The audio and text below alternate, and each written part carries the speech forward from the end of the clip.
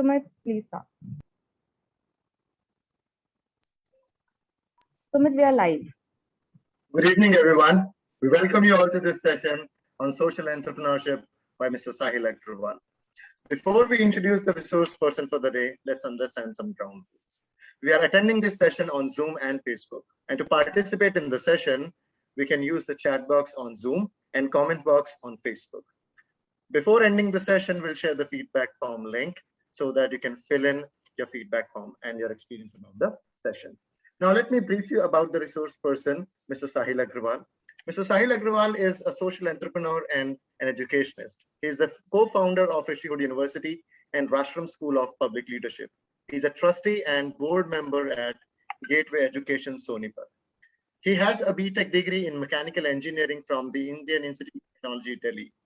During his graduation days, he led and volunteered for several activities like policy discussion, social service, spirituality, voter awareness, and was also active with music and drama societies. He studied MA Diplomacy at Jindal Global University. Now I would request Mr. Agrawal to take the session forward. Over to you, sir.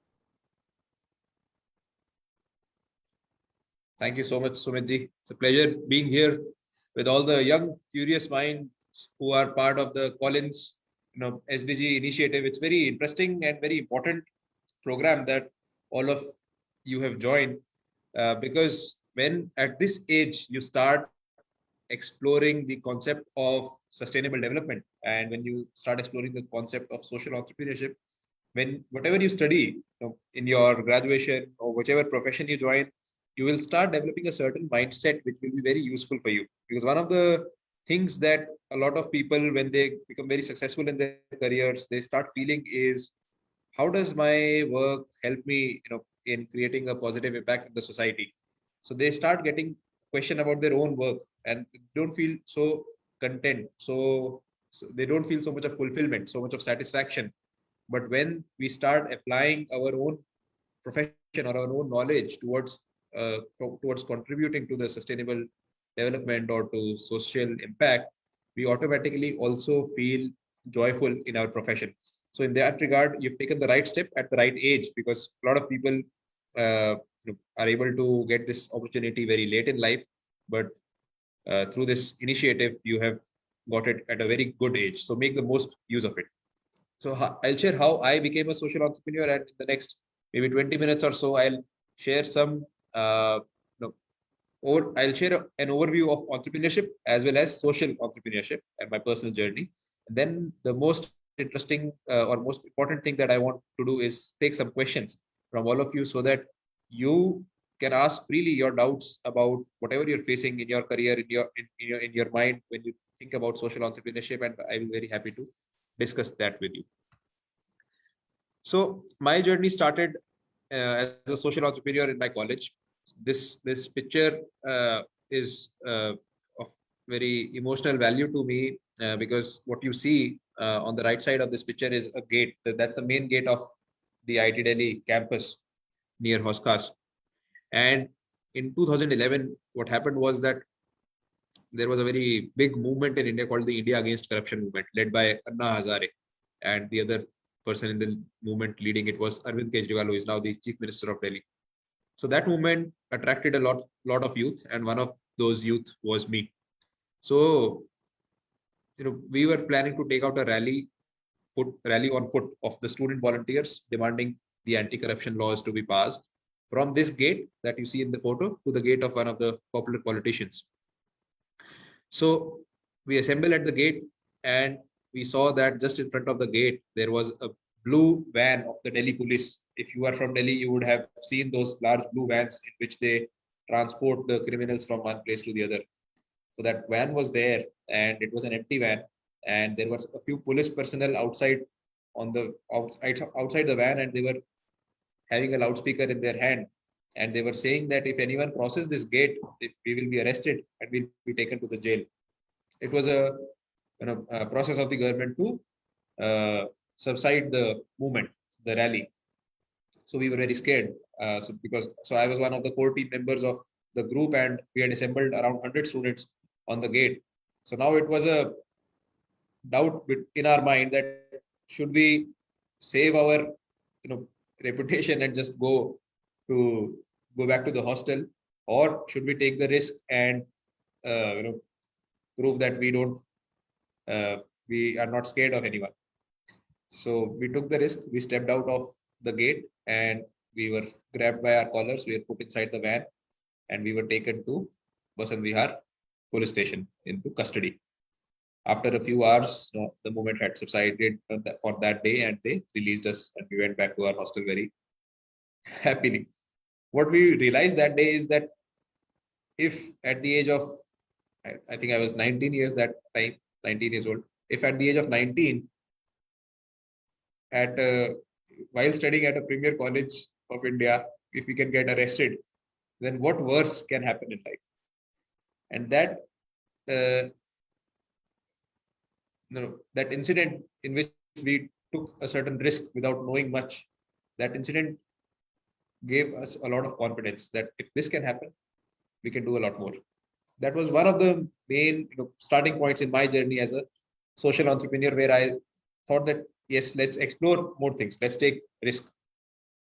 Along with this, we participated in a lot of social activities like teaching the young kids from nearby slum areas who did not have good schooling, going to rural areas after every semester in the break to understand the rural life, to interact with the NGOs, to meet people, to understand their problems and how the NGOs are helping them in solving their problems, or how they themselves are in the process of sustainable development, understanding public policy and governance. So all of this was happening during college days, and that eventually in the final year, I decided that I will not take up a regular corporate job and I'll try to become a social entrepreneur. And it was then that my journey started.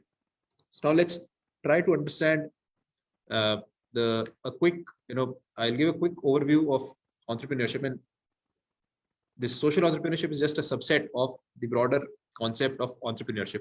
So if we have understood entrepreneurship, and then if we apply it to a social domain, you automatically become a social entrepreneur. So the first question that comes to my mind is, who is an entrepreneur? And we really try to find out through examples whether a person is an entrepreneur or not. And the person in front of us is a farmer, and the farmer is growing some crop, and we try to identify whether this farmer is an entrepreneur or not. So our popular sense of an entrepreneur is that an entrepreneur would be sitting in Bangalore, would be creating a tech startup or any kind of a startup, would be raising some funds, would be getting covered in mainstream media. But if you look around you, you will realize that so many people around us are actually entrepreneurs. What do we mean by entrepreneurs? This is a person who has a piece of land, who is deciding what to grow, when to grow, from where to procure the seed or any other material resource that is required to grow this crop, where to sell it, at what price to sell it, and if there is any kind of a mishappening like bad rains, bad manure, bad soil, something wrong can happen to his entire produce, his entire outcome as an entrepreneur. So that is why he has taken some kind of a risk and tried to provide the society what it needs, that is food. Yeah. So entrepreneurs always create some value, increase the value that is not present currently, and provide it to the society. And that is why their work is valued. When we create value, our work is valued. Now, let us try to understand this through the example of coffee, how value creation happens. And this is valid for you irrespective of the career you choose. You have to understand this concept of adding value, creating new value. So let's say there is coffee. So coffee started as a commodity. Coffee is a resource that grows in the nature, coffee beans. When the beans started growing, or when beans were growing already, when the humans got to know that there is something like a coffee bean, they had to experiment a lot to understand how to use it, right? They would not understand on the first instance itself कि इसको हम दूध में मिला के पानी में मिला के गर्म करके ठंडा करके we can have a nice drink. It would be unknown to them. They had to experiment. They had to innovate. And when that innovation kept happening to a certain extent, there was certain value creation in terms of a coffee being getting converted into a product what is it? The product is an insta ready to mix kind of a coffee powder, which you can take anywhere, which you can keep in your kitchen, which you can buy from a store. So that powder is a product. Now the value has moved from a coffee bean to a product. Just giving an example of how value creation is happening, and you will see at the bottom, line, how the value is also leading to a change in the monetary value. One is utility of the product, then the monetary value is correlated. So 1 cent a cup for a commodity changes to 5 cents to 25 cents a cup for a product. And then someone thought, let's make it into a service. Let's not just sell coffee as a product, but we can also serve it in the restaurants and the events and the conferences and the offices. And suddenly the value has now gone to €1 to €2.5. And then came people like Starbucks who thought that coffee should not be only a service, it can be an experience. Right? You go there for the experience you get, for the kind of atmosphere there is, for the kind of conversations you have, for the meetings, you derive value out of that place, right? And that is why the same service that you were getting at €1 at a regular, maybe a conference or a restaurant, you're now getting at €3. So from 1 cent, we have moved up to 3 to 4.5 euros. That is 300 times value creation, 300 times. It's immense. The difference that comes in the monetary value of the product when you actually increase the actual value, intrinsic value of the product. So that is the process of value creation that every entrepreneur goes through. Now let us go back to our example of food. A farmer is growing something. In the food chain, we'll try to apply the same step-by-step value creation. From growing food, the next stage of value is when we start selling food. So there is this lady, again, an entrepreneur. She is deciding what vegetables to procure, what fruits to procure, from where to procure, at what price to procure, where to sell, where to set up the shop.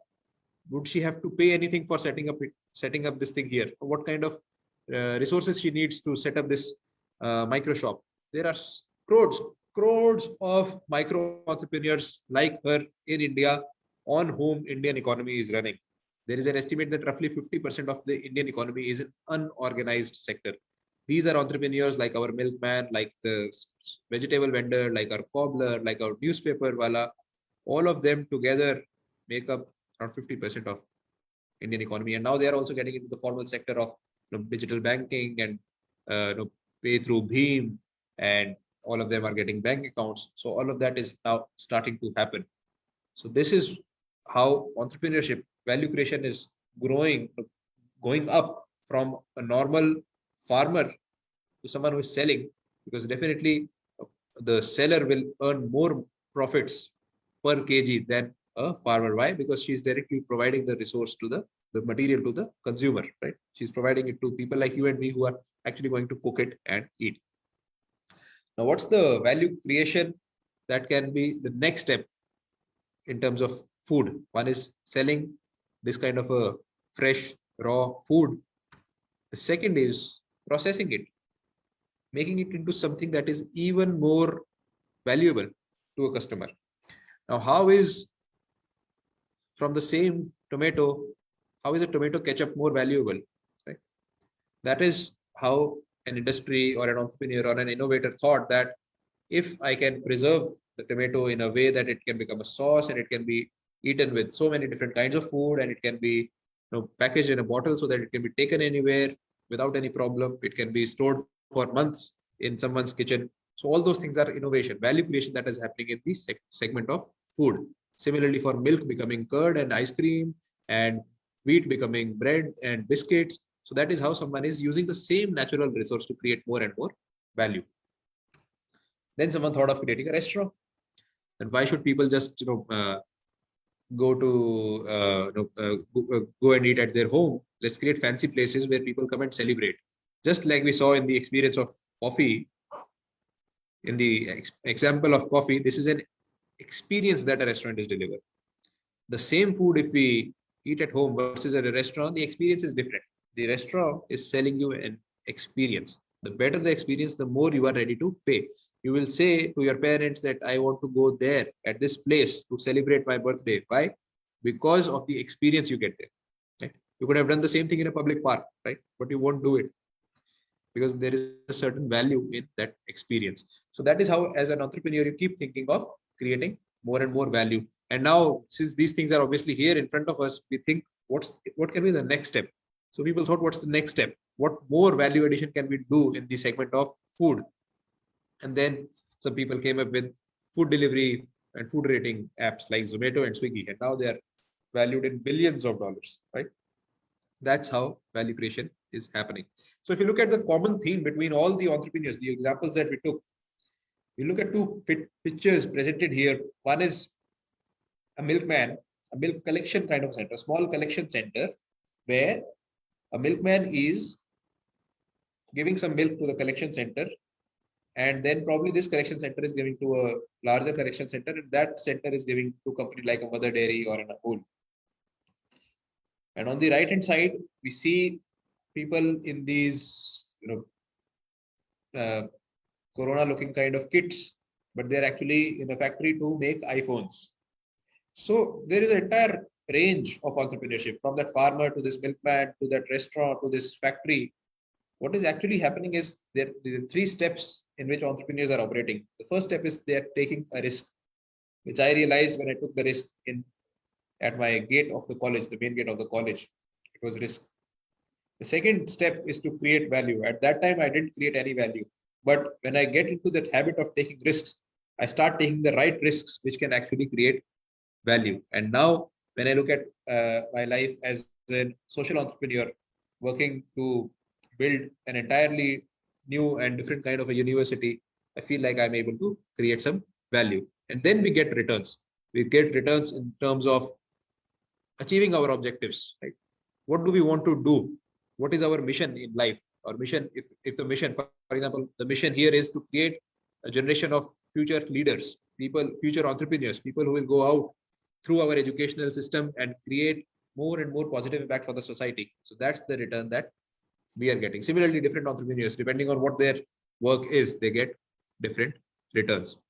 So that's the very basic concept of entrepreneurship. I'll skip some of these things in the interest of time. Then there are some myths about entrepreneurship, that people feel entrepreneurship is this, entrepreneurship is that, you have to be this to become an entrepreneur or that to be an entrepreneur. So let's bust some of those myths. The first myth about entrepreneurship is that you need a lot of money to become an entrepreneur. I gave some examples in this presentation about the farmer, about the a micro entrepreneur selling the vegetables, about the milkman. Those were one category. Right? If you look at even the top entrepreneurs, let's say Jeff Bezos, let's say Elon Musk, let's say Bill Gates, let's say Mark Zuckerberg, they didn't have money to start with. Right? They created money as they built. That is the nature of entrepreneurship. It's good if you have a family background, well-off background, you use that opportunity to be an entrepreneur. But if you don't have that, then don't feel restricted that if you don't have that, you cannot become an entrepreneur. You can easily be an entrepreneur, and many of the entrepreneurs are people who did not have a lot of money to start with. The second myth is that you have to be from a premier college. Again, it is not true. It's good to be from a good college because you get more learning, you get a better network. But again, if you look at a lot of people who are into business, who are entrepreneurs, who are running, let's say, a shop, who are running a factory, who are running a service organization like a chartered accountancy or a medical doctor, a lot of them are entrepreneurs. Even big businesses like we know Reliance, Jio, Adani, Birla, not necessarily from premier colleges. Very humble backgrounds, very down to earth kind of upbringing that they've had. Didn't go to top college. A lot of times they even didn't go to college. They just started working after their schooling. Sometimes they didn't even finish school, but they were able to become very successful entrepreneurs. So that's a myth that you have to be from a top college. And if you're not from a top college, you can't become an entrepreneur. The third myth is, these days it's getting popular, that you're not cool if you're not an entrepreneur. I also want to make it clear that it's not that all of you should become entrepreneur. If you want, only then you should become an entrepreneur. Otherwise, you will fail. A lot of people are very successful professionals in the corporate world, in the social world, in the governance world. Right? We have bureaucrats, we have doctors, we have MBAs, HR professionals. So many professions are needed to, for a smooth functioning and a growing and a joyful world. If everyone becomes an entrepreneur, then who work in those enterprises. So it's not at all true that you are not cool if you're not an entrepreneur. In fact, you will be cool if you do what you are meant to do. So the most important thing would be to try to understand what is it that you are meant for. And the fourth myth that is most important for this session is business is all about money. That is also not true. There is an entire domain of social entrepreneurship, which are businesses not about money. They are about a social impact. So let's now try to understand social entrepreneurship. Social entrepreneurship is a very interesting domain which matches business with impact. A lot of time in the history, what was happening is there were businesses and there were charitable organizations. So there were businesses like Tata's and there were charitable organizations like, whichever social organizations like Red Cross, like other so many social organizations that are there in your locality would be there, local organizations. Then what started happening is some people thought that we can create a social impact while being like a business. So we don't have to separate these two things. They can go hand in hand. And we had examples. Some of them are famous examples. You may have already heard of them. Amul definitely would have heard of that. How is it a social enterprise? It's a very typical, like a proper business, right? Big, massive business. It's made in a cooperative style. The ownership of Amul is distributed among thousands and thousands of farmers, of rural dairy farmers. And then they collect their milk, send it to the district centers, send to the Amul factory, and then the profits get distributed to the in a decentralized fashion. It's an example of how through business they're creating a very strong rural impact. Grameen Bank, it's a bank, right? But the focus of the bank is in micro lending, giving very small loans of 5,000 rupees, of 10,000 rupees to people who need those loans in the rural areas. It started in Bangladesh by Mohammed Yunus. You may have heard of him. And he won the Nobel Prize. And then this concept became popular across the globe. And now there are many such banks which are into micro lending, small finance. It's called small finance banks, which are into giving loans of very small amounts to people who do not have any collateral to show. What is collateral? Some property to show. I don't have any land in my name. Generally, when a bank gives a loan, the bank wants that how will the bank ensure that if the person does not give me my loan back, then I have something else of the person that I can take into my ownership. But a lot of people don't have that. So they create this Grameen Bank and similar small finance banks which are taking the risk to provide small loans to many people. Arvind Eye Care System. So many eye surgeries they're doing for people who cannot afford. How they're doing it? They're charging a little extra from the people who can afford to subsidize the surgeries for people who cannot afford. Let's look at some more examples. This is an example from Philippines. And again, it became very popular across the globe. My Shelter Foundation. If you look at this home on the right, you'll see that there's a tin sheet as the roof of this home. It's a very small home, probably 10 feet by 10 feet. The entire family lives in that kind of a home. And there are thousands of homes stacked next to each other in a slum area. They don't have light, windows, no electricity, nothing. So this person, this My Shelter Foundation, they just devised a simple equipment. We can call it an equipment where in bottle they put some water and a chemical which could concentrate the sunlight and then just distribute it in this small room. What's the advantage? It can run without any electricity. So a slum house is getting the required light during daytime. Otherwise, it had to live in darkness, right? Great example of social entrepreneurship. So even if you're selling something like this for 100 rupees, 200 rupees, you are earning your margins, and you're creating a lot of positive social impact, providing a value to people who need it. Grameen Bank we saw. What is happening in this, for example, on the right, you see, I told you that these people who are taking small loans, they don't have any collateral. They don't have any property that they can mortgage to the bank. They're building a culture of responsibility. You see them taking the pledge that they pledge to return the loan.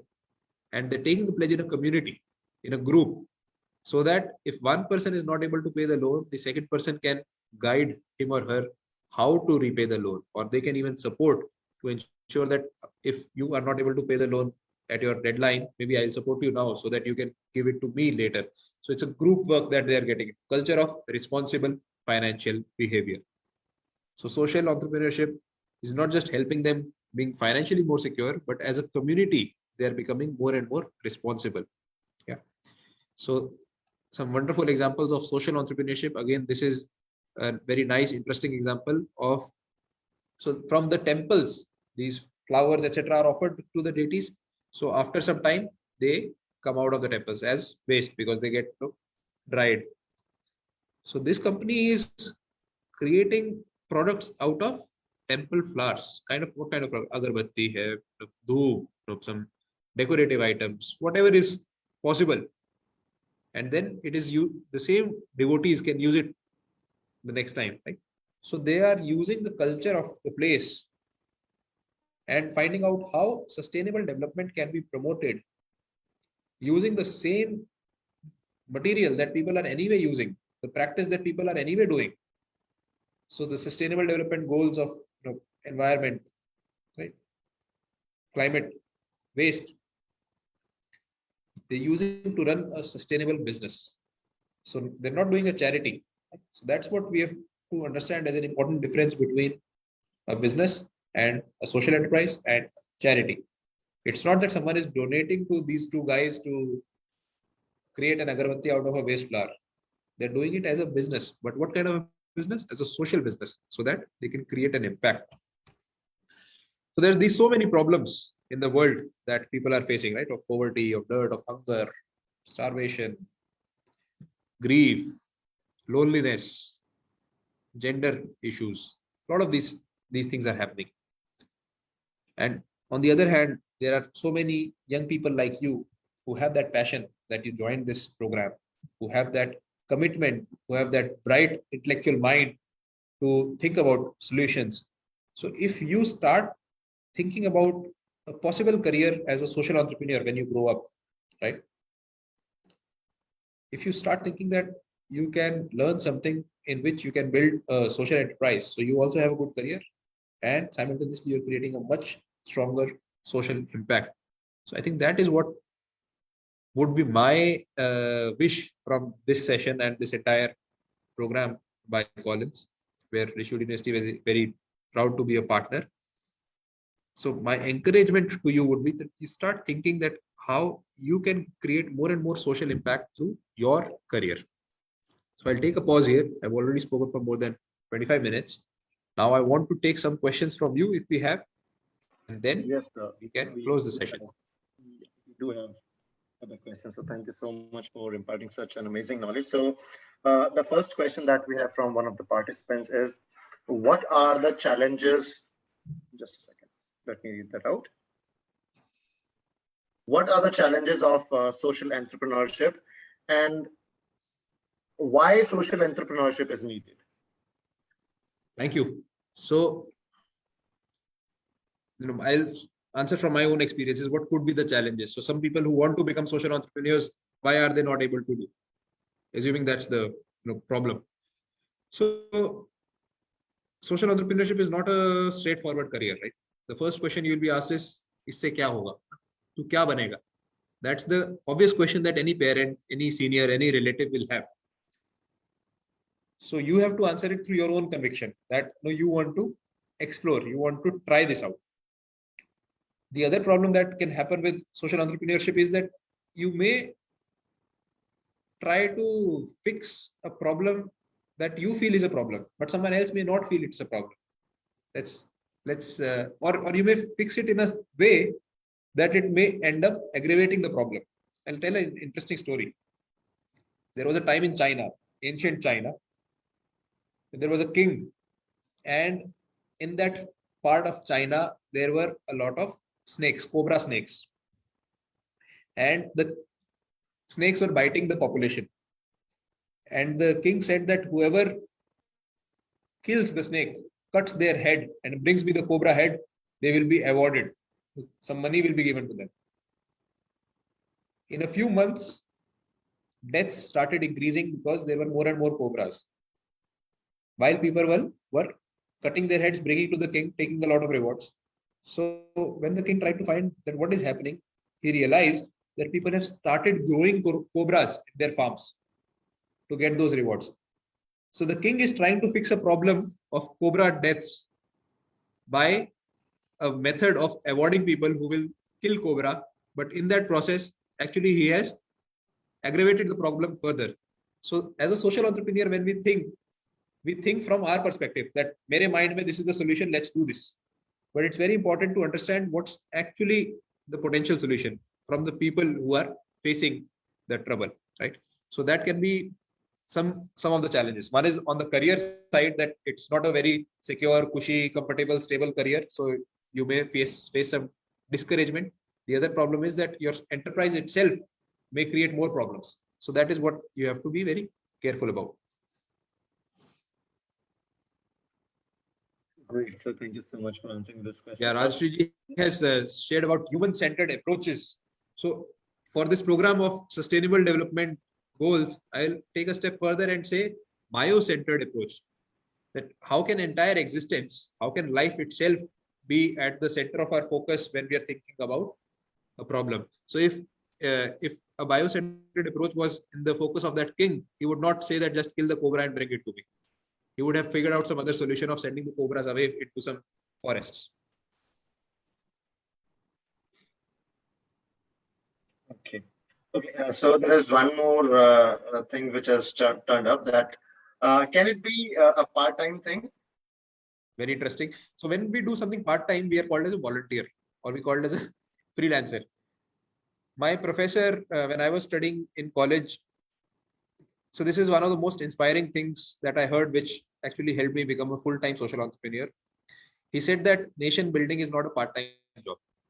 So if you are trying to solve a larger mission, if you're trying to achieve a larger mission, there's no point in doing it part-time. As a part-time, you can identify some people around your community who need some support, and on the weekends or in the evenings, you can support them. That is also a good contribution, right? A very required contribution, and a lot of people are very motivated to do that. And we see them. If you look at your grandparents, if you look at your parents, you would see that they're, in a lot of ways, they're engaged in voluntary activities. But if you want to really create a positive impact, you must consider doing it full-time. You can start part-time.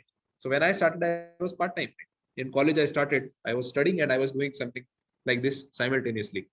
When you start enjoying it, when you know that you can do it for a longer time, that's the moment when you should get into full-time. So part-time as a starting point. If you like it, if you feel very motivated about it, you just go into it full-time.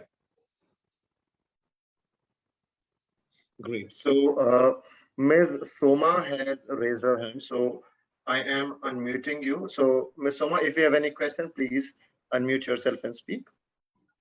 Yeah, hello. I have a question. Actually, nowadays, frustration and loneliness is a upcoming situation. So how could it be an social impact? How could we do on and act on that? Could you just highlight that? Yeah, thanks. That's a very important question, not directly related to social entrepreneurship, but it's a kind of a dilemma that the population is increasing, right? We are now 8 billion and yet we are so lonely.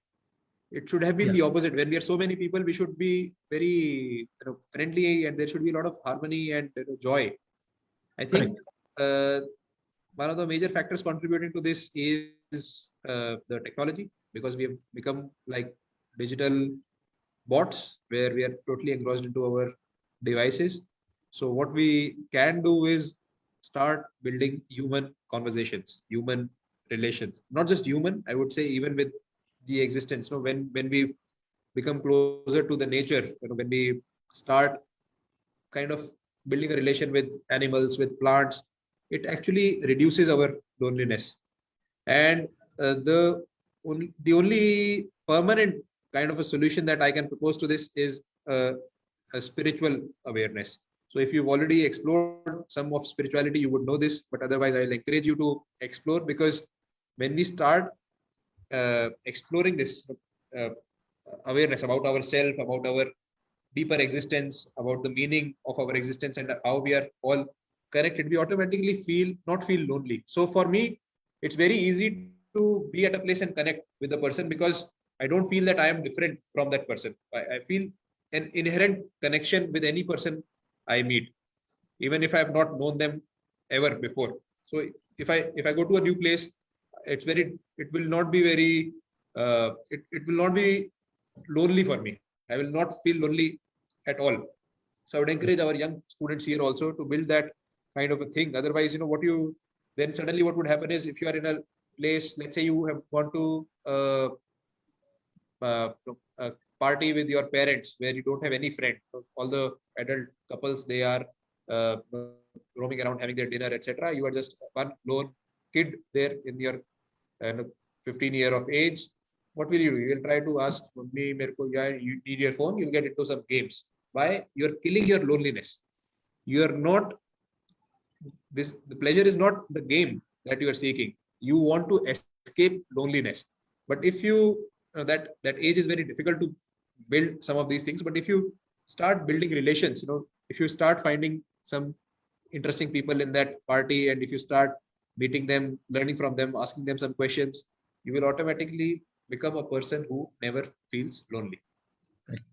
And should we engage some small work or creative work and other things? I think that's a good idea.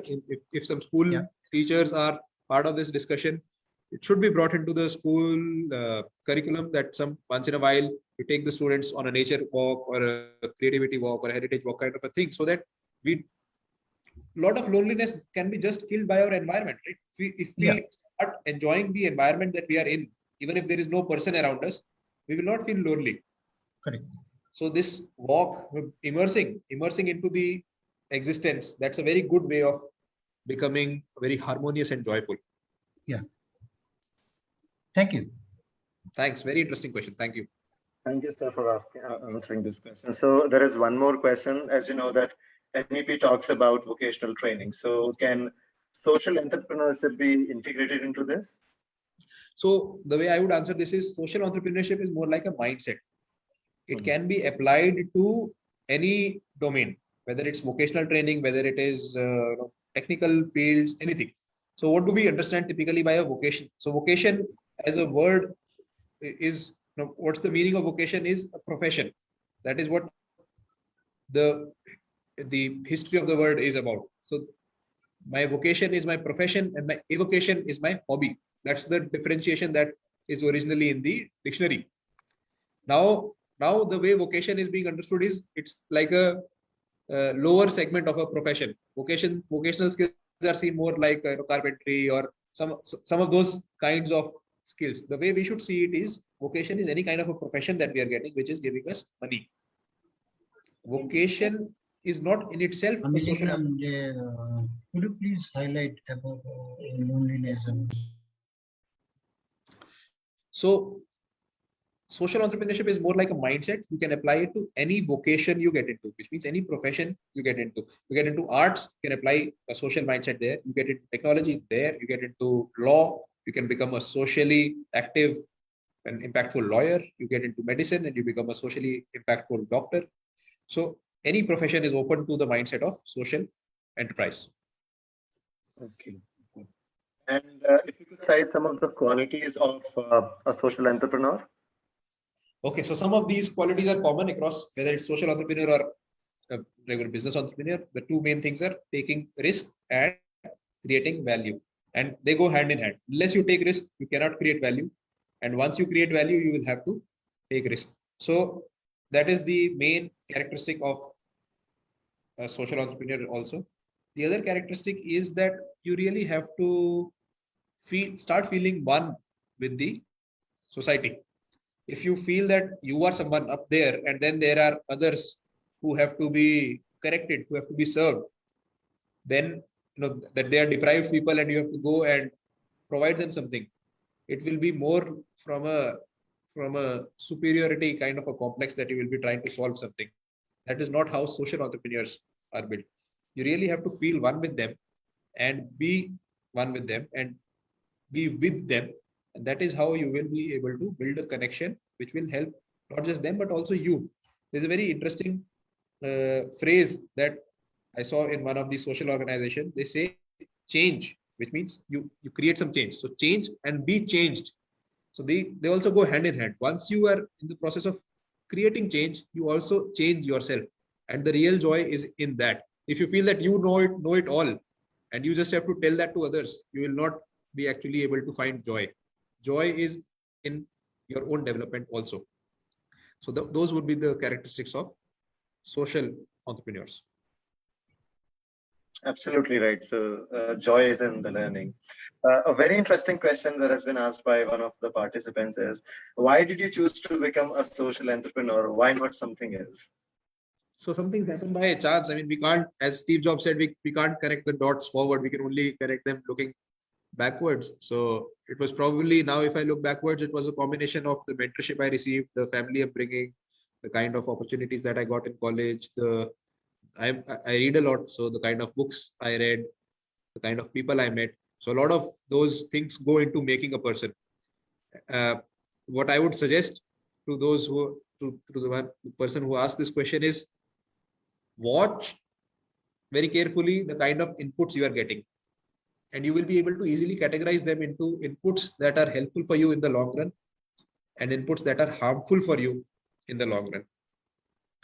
And if you're able to distinguish, by inputs I mean whatever people are telling you, whatever people are asking you to do, whatever people are suggesting to you, whatever people are involving you in. So let's say going and your friend asks, let's go for a game, or let's go to watch a movie, or let's watch this series on Netflix. All of these things are external inputs. If you start watching those inputs and categorizing them into long-term helpful, long-term harmful, and you choose more and more those things which are long-term helpful, you will automatically get into this direction. So I was fortunate. I will only say that how I got into it was a matter of getting the right inputs. Okay, great. So thank you so much for answering this question too. So there is one question from one of the students, and the student is in grade 10. So he wants to know as to how social entrepreneurship will be helpful for him as a career. Okay, so now in India and probably in so many other countries, this world of social entrepreneurship has grown tremendously. If you're looking at it just from a career point of view also, right? Your motivation, everything is good. But just as a career also, now there is no dearth of opportunities. You can easily make a fulfilling, happy, comfortable career out of being a social entrepreneur. There are impact funds which are ready to provide money for a social enterprise. There are existing companies which recruit people who can look at the social side of business, which is called the CSR, corporate social responsibility. There are organizations. So for example, if Collins is organizing an initiative on sustainable development goals, it is a social commitment from Collins, right?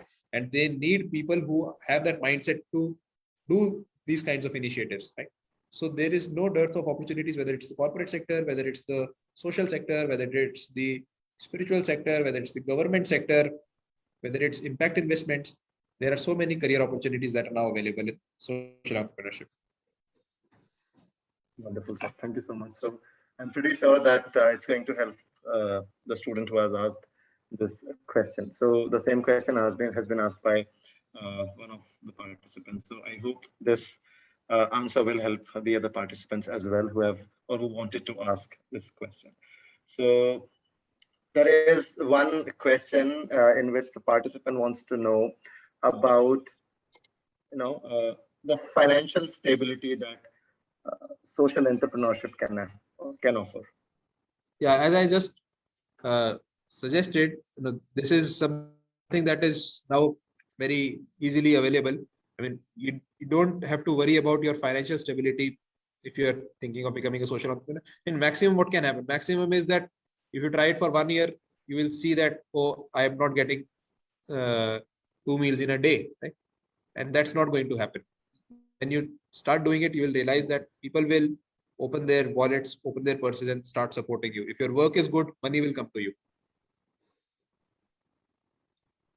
That means they have to be fully engaged into that and focused on this completely. Whichever time you decide, that if you decide I will do it for 6 months, I'll do it for 12 months, whatever, you have to decide the duration. But once you've decided it, you just keep doing it. You don't get confused during that time. Do it, give it your full 100%. And then if you're not successful, then of course you choose something else. But don't get confused in the middle of doing things. Okay, okay. So that means they have to be focused on that. Great. So, okay. So there is one more interesting question, that what about some social taboos in the villages? Will they accept the new changes? As we see in many small villages, still social practices like child marriage and no girl education is present. So how do we see to that?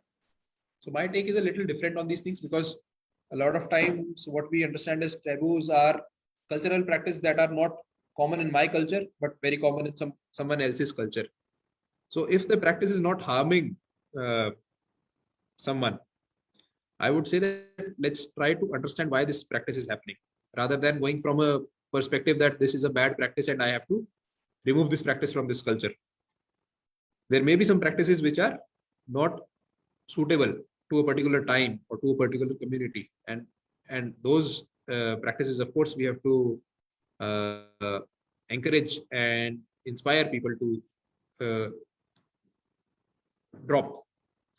But there may be some practices which have a very interesting background, very important background, or a reason why they are in that. I'll give you one example, relates to sustainable development. There is a small district called Jhabua in Madhya Pradesh. It's bordering Rajasthan as well as Gujarat. It's on that border of Rajasthan, Gujarat, and in Madhya Pradesh. That district has a tribal community called Bhil. Bhil Prajati is a tribal community there. So they have all sorts of tribal practices, right? I don't even know whether some of those practices will qualify as appropriate behavior in a typical civilized Delhi kind of a lingo. One of their practices is halma. What is halma? Halma is, let's say I'm facing a deep trouble. I will say halma, and my community will start supporting me to help me overcome that trouble or that challenge. It's a practice. Some people may use it for some ill intention. It's possible. It's a very different, rare practice, right? If I say halma, it's not that Sumit will keep running and start helping me, right? Because it's not part of our practice, our culture. But there it is very inherent, inbuilt into their culture.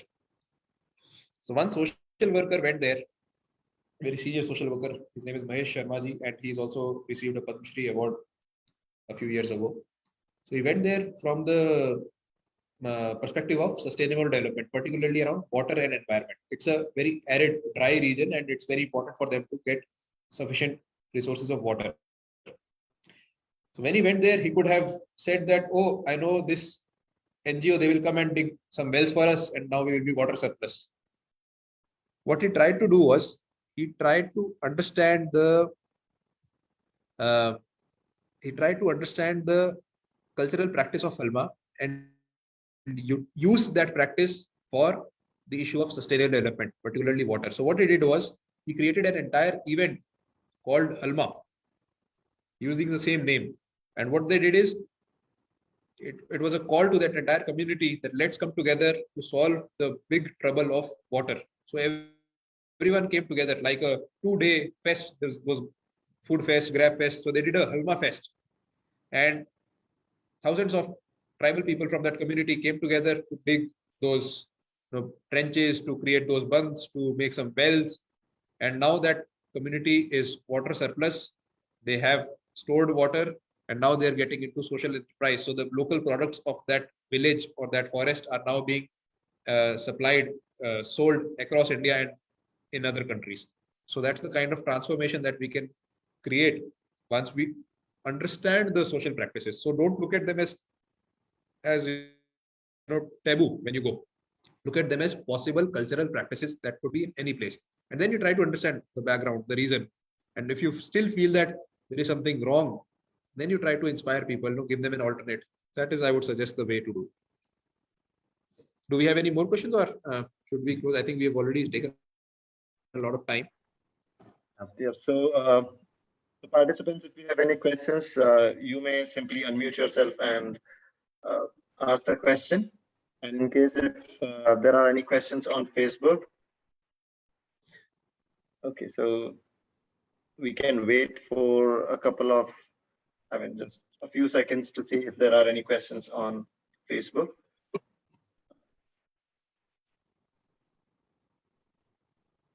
Okay. Okay, so there is one last question that we have is, okay.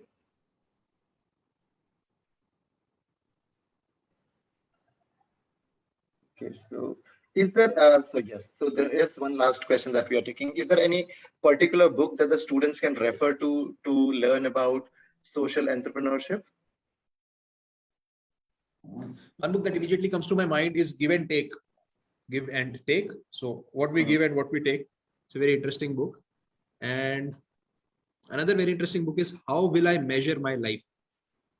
These are two books that I would immediately suggest to you, but I will give some more thought to it. I read a lot, so I'll have to go to my library, browse through all the books, and whatever I find, I'll note down the names and I'll send you so that you can send to all the students. Sure, we will definitely Give and do that. take. Give and take. How can I measure my life? Or how will I measure my life? These are two interesting books. So I am mentioning that in the chat box. Give and take, and how I measure my life. So I have mentioned that in the chat box. So participants, if you still have any questions, you can simply write to schoolsupport@harpercollins.co.in, and we will take your questions from there, and you will get the answers to all the questions that you ask. It's schoolsupport@harpercollins.co.in. This is what we have mentioned both on Zoom and Facebook. You can simply write your questions to this email ID, and we will definitely be responding to all the questions. So thank you so much, sir, for taking out your time to do a session on social entrepreneurship. And I'm sure that the knowledge that you have imparted to all the participants is going to help them opt social entrepreneurship as a career. For the teacher, it's definitely going to help the teachers to integrate social entrepreneurship while teaching their respective subjects, and students will get more understanding as to how to grow in social entrepreneurship and how to opt this as a career. So thank you so much for your valuable time. And with this, we would like to close the session. And before closing the session, you can see that there is a feedback form we have shared in the chat box. You please fill the feedback form and share your experience about today's session, and we would love to hear the experience that you have had in today's session. It has been mentioned on Facebook as well as on Zoom, so you can click on the link and fill the feedback form. And thank you everyone for attending the session on both the platforms Zoom and Facebook. So with this, we would like to take a leave. Thank you, everyone. Have a wonderful evening ahead. Thank you so much, Sahilji. Have a wonderful evening. Thank you so much. Bye, everyone.